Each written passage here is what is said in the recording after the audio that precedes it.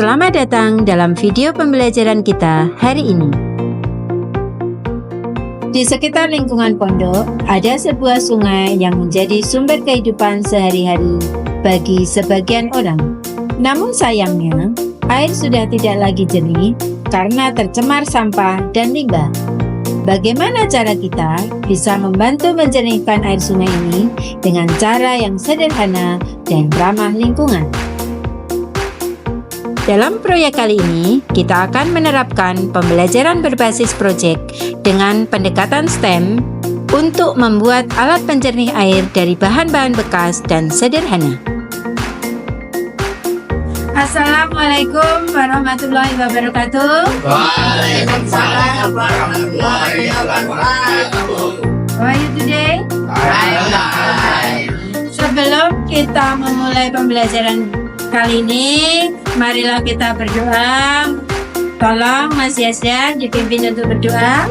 Berdoa dimulai. Bismillahirrahmanirrahim. Dekat kita ini kan ada sungai.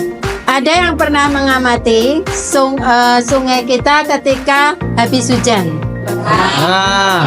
Bagaimana penampakan airnya? Kotor. Terus berlumpur, penuh sampah. Oke, betul sekali. Bu Indi punya sampel air kotor, sama seperti penampakannya sama seperti air habis hujan ya. Oke. Ketika ini saya saring seperti ini.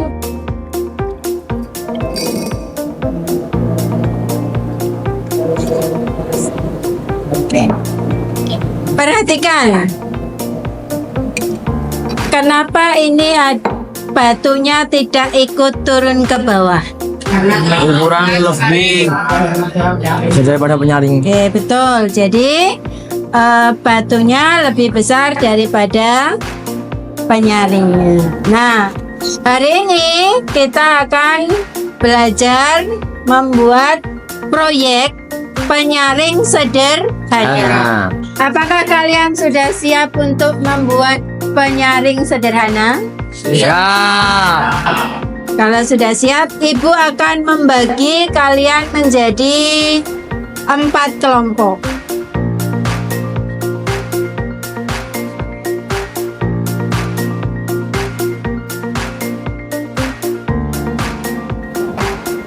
Ya, sekarang Ibu akan membagikan LKPD-nya, berarti ini kelompok 1.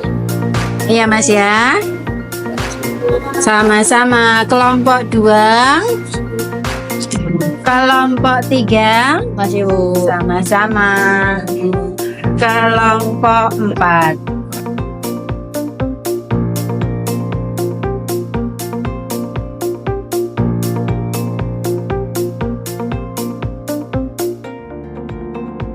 Dalam proyek kali ini, kita akan merancang sebuah alat penyaring sederhana seperti dalam tujuan pembelajaran kita.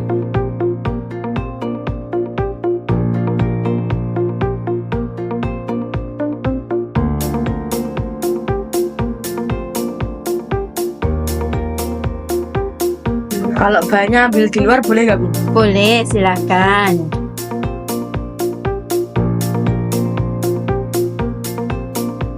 Ini kalian desainnya pakai apa?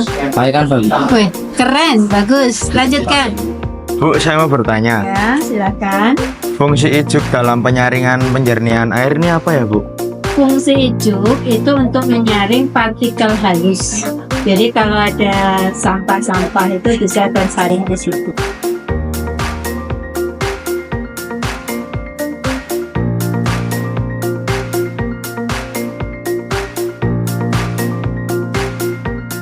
Mau tanya, Ya. di mana, Bu? Oh, urutannya bebas, tergantung kreativitas kalian.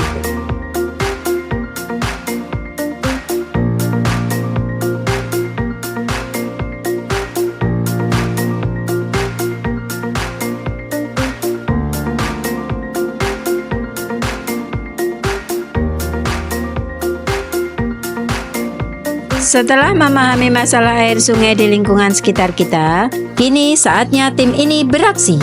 Mari kita lihat bagaimana mereka berdiskusi merancang desain penjernih air.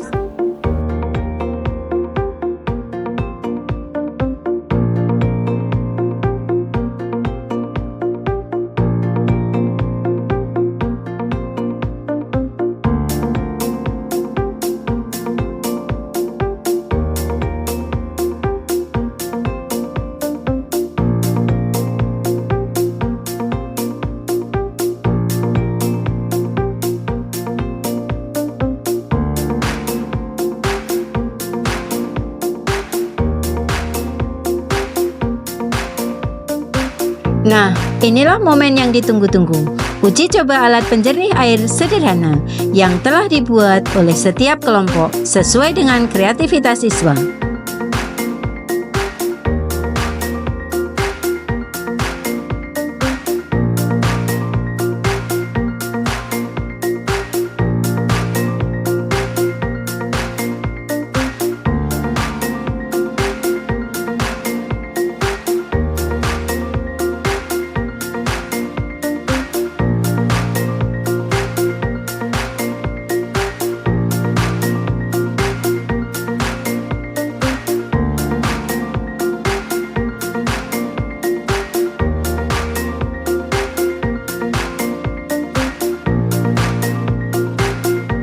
Bu mau nanya, Ya. ini kok airnya masih kotor ya Bu? Oke, sekarang coba kalian perhatikan.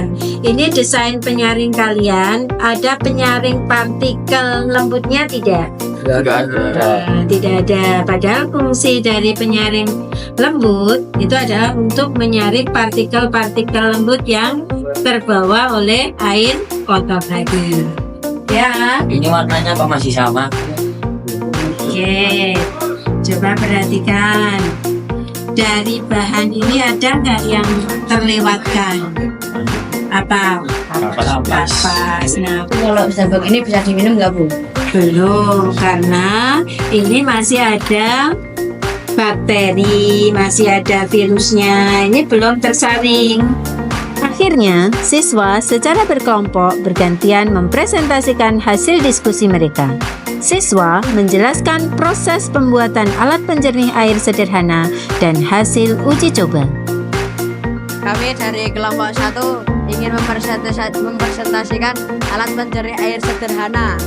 Botol plastik bekas berukuran 1,5 hingga 2 liter atau ember. Keempat ada botol kerikil, dan di lapisan 5 ada hijuk, dan yang terakhir ada lubang air bersih.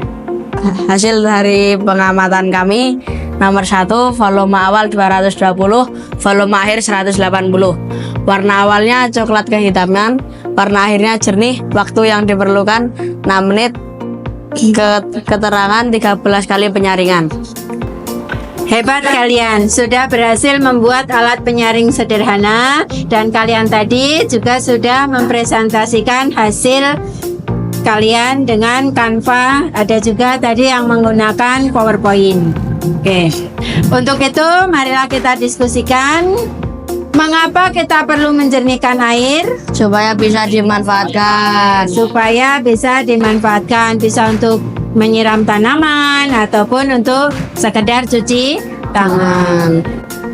Dari proyek kita kali ini, kita dapat menyimpulkan yang pertama, efektivitas penjernih air sederhana itu tergantung dari kualitas bahan baku dan ketebalan dari lapisan. Yang kedua, sistem ini efektif untuk menghilangkan partikel padat, bau, warna, dan rasa.